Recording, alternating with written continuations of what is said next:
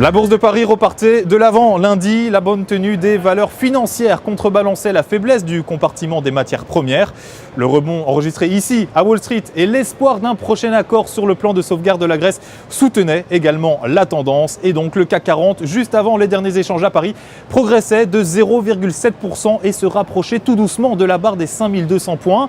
Dans l'actualité également, ce lundi, Arcos, le groupe électronique qui a essuyé au premier semestre une perte nette de 3,5 millions d'euros contre une perte nette de 2,3 millions d'euros l'année dernière.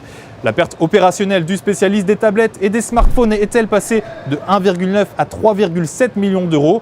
Peu avant la clôture, lundi, Arcos reculait de plus de 5% à 2 euros tout rond. Le titre recueille par ailleurs une opinion baissière de la part des analystes de l'Opsa. Seconde valeur du jour, Zodiac Aerospace qui a lundi annoncé la reprise des opérations sur son site américain de Newport dans l'État de Washington.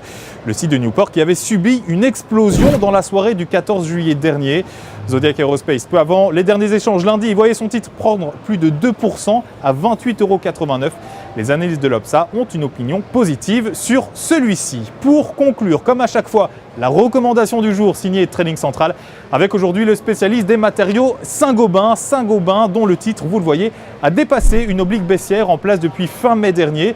De son côté, le RSI est positivement orienté sans être en territoire de sous-rachat.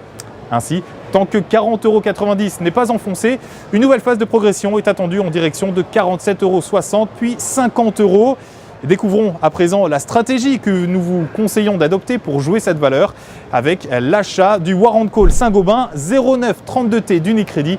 Prix d'exercice fixé à 40 €, date de maturité établie au 4 mars 2016. Pour Trading Central en direct ici depuis le New York Stock Exchange, c'était Sébastien Giron. Je vous souhaite évidemment une excellente fin de journée. On se retrouve demain.